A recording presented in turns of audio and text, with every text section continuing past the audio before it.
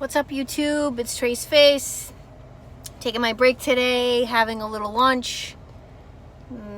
I like to go to this place that's near the water and kind of take a break from the day. I'm working on some big things for myself and some big moves that I'm about to make. And I'm pretty excited. So you know, you have to visualize what it is you want, and you have to make your goals and your monthly goals and your daily goals and your weekly goals to get there, you know. So I'm working on this for myself.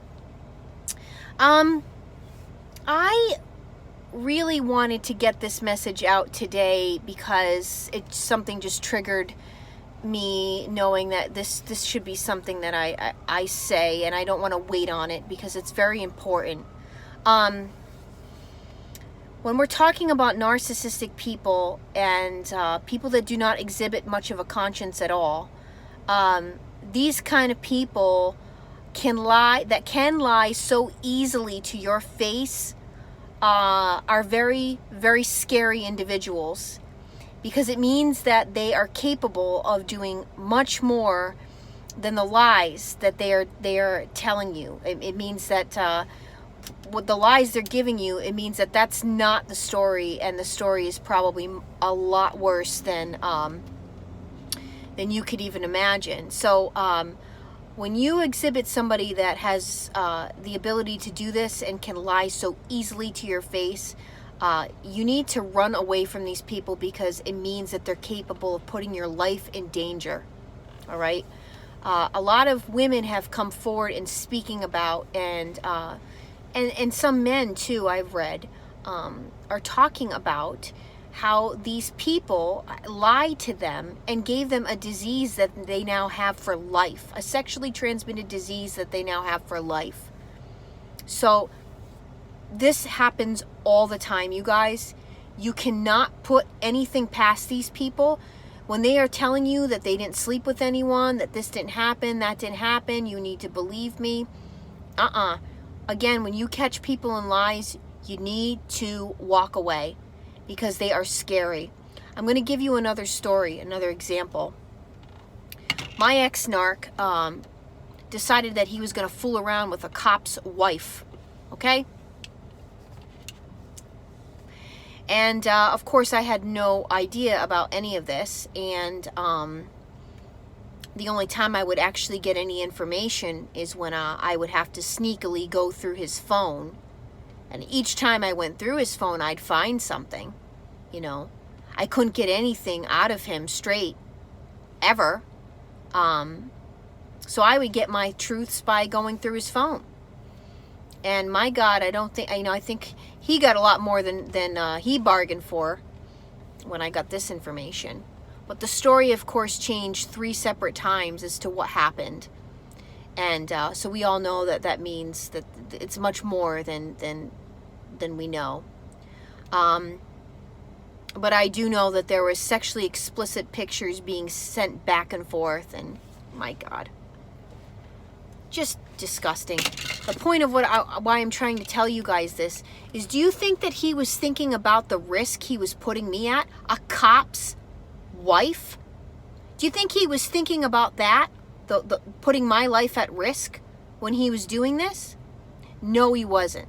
I don't know if you guys know about the state of Rhode Island and how small it is and how everybody knows everybody. Okay? But not only is it small and small-minded, a lot of these people, not all of them, I have some good friends, but for the most part, a lot of them very small-minded, small state, small minds. It's a very corrupt state too, okay? Very corrupt. And the sickest part about the story is that's how his uncle died many, many years ago. Okay? Fooling around with a cop's wife. They found his body in the river. And that was the end of that. You know, we want to talk about generational curses that are in families. This is true stuff. But He wasn't thinking about that. He wasn't thinking about the risk he was putting me at. That's the thing, you guys. That's the other thing, you know. You don't know that your narcissist is not messing around with someone, and God knows what he or she is telling these people they're fooling around with on the side, or you know, talking to on the side. You don't know what it is that they're telling them. It takes one crazy person, okay? One nut job that wants you out of the picture. That's all it's going to take. We see this stuff happen all the time on the news. It's all over. What makes us any different thinking we're not going to be the next headline? This stuff happens all the time. You need to protect yourself. You need to get away from these people because they're dangerous. They put your life at risk. They do not care because they don't even care about their own life. They're the walking dead. They make off they're so alive, but deep down they're dead.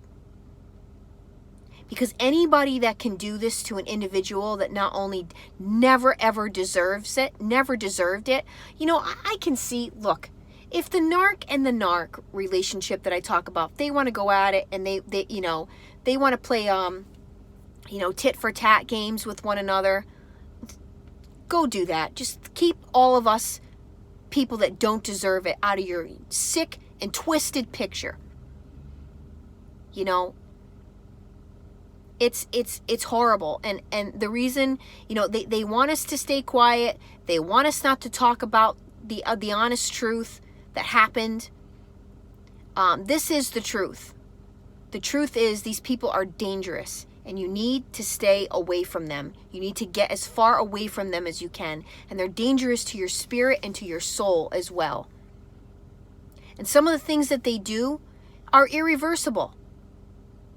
Okay? That they're doing to you. So please keep that in mind. And, you know, we live in a society right now where people think that they can go around making their own rules, their own regulations, their own ways to how they feel they want to live life. But it doesn't work. It doesn't work.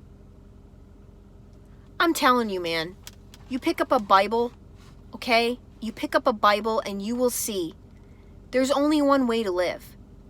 And people want, you know, people right now on social media and all, they're all arguing about religion and politics, and these are some of the worst people in the world, and yada, yada, yada.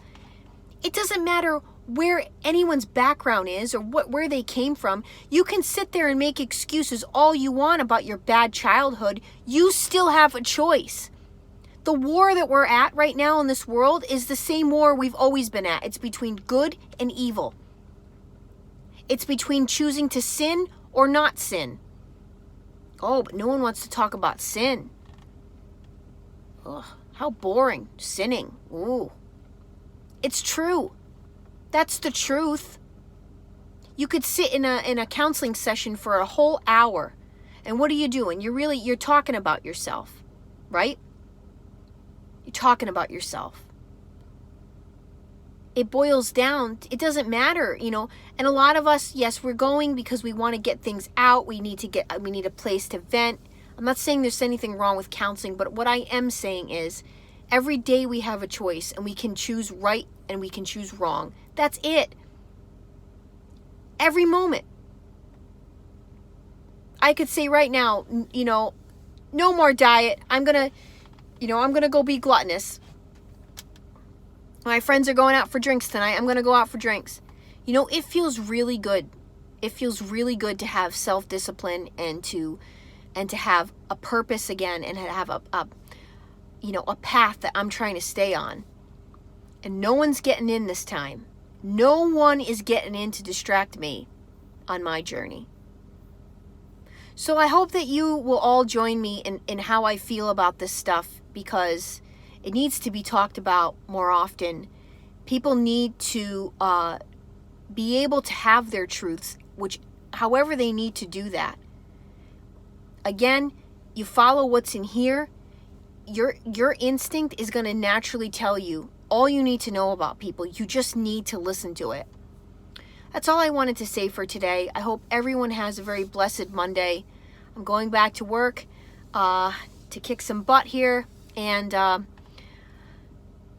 am Trace Face. It is time we all face the truth together.